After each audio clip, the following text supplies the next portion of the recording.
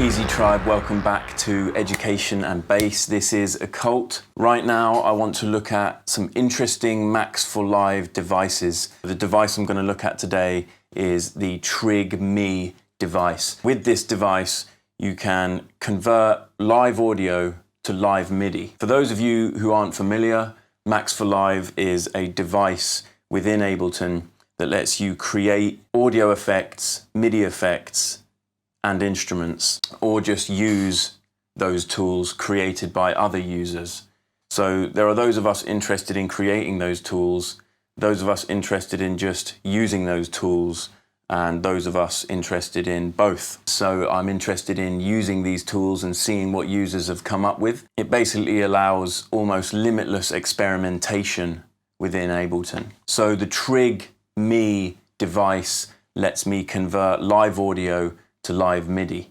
So I could beatbox into a microphone and the MIDI channel could convert that into a drum for me. Or we could take an audio file that we like the rhythm of and live convert that into MIDI. I'm going to use an electronic drum pad with a contact microphone inside as my audio source. And we're going to place the receiving end on a MIDI channel and try and create a MIDI pattern using audio. So effectively we're going to make a MIDI controller out of an audio device. So let me move over here and show you the drum I'm going to use, and I'm going to take it apart and let you see inside too. So this right here is the electric drum pad that I am using to convert audio to MIDI. I didn't realize at first until I started taking these drums apart that they just use a contact microphone.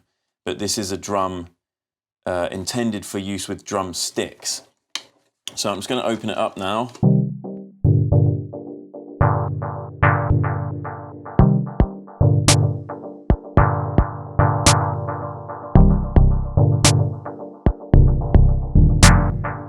So we take that first layer off, we take the drum skin off, and you see a contact microphone. So what I've actually done is taken this foam and placed it underneath instead. So really the piece of rubber is a kind of protection device, as this is intended for being hit with sticks, and the contact microphone needs some level of protection. So it was like this, placed underneath, and then the foam. So it had foam and then a rubber protection mat. Now this part here, right here, is where it leads to a jack, and we can plug that jack into our mixer or audio interface or whatever it may be. So I want to get the drum out of its shelling. So now I've got this rubber drum pad and a jack that sends the sound of my fingers tapping to my mixing desk over there. So we plug the jack into the drum and plug the other end into a channel on my mixer, and we are ready to convert live audio to live MIDI.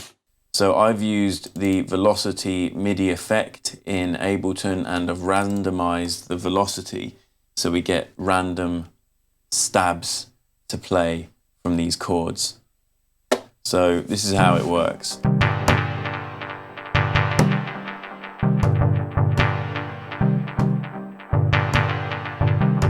So while I hit the drum, you should be able to see that pointer move around in the velocity field. And that is the randomization happening. So the contact mic is really just a microphone diaphragm that you can place on an object to record the resonance in that object.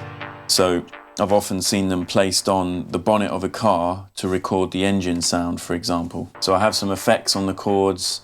You know, I could use this sporadically in a live set. I could use it in my production to trigger a rise or a fall, just to get an interesting sound or an atmospheric sample that you trigger live with your hands. So I've taken another example, I've taken 3 hi-hats and split them across the velocity range again. And again, I've randomized the velocity.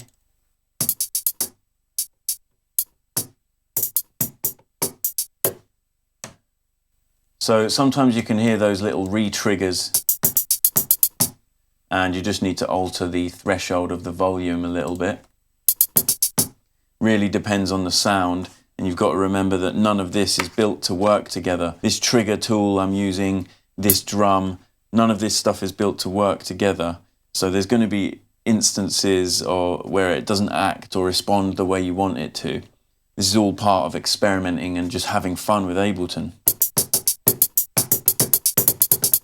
You can also use one input to control various channels. So now I can trigger the hat and the chord at the same time.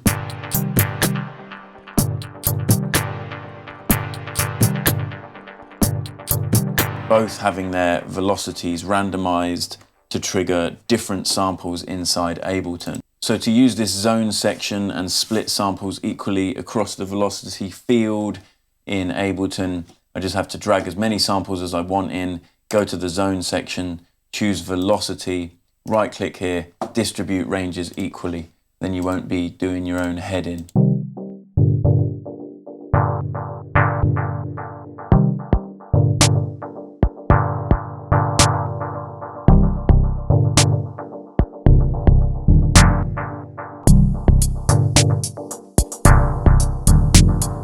So that is the simple Trigg Me Max4Live device. I'll definitely be looking at some more Max4Live devices, so look out for them at the free section on our site at Education and Bass. Thank you to everyone watching, and see you next time.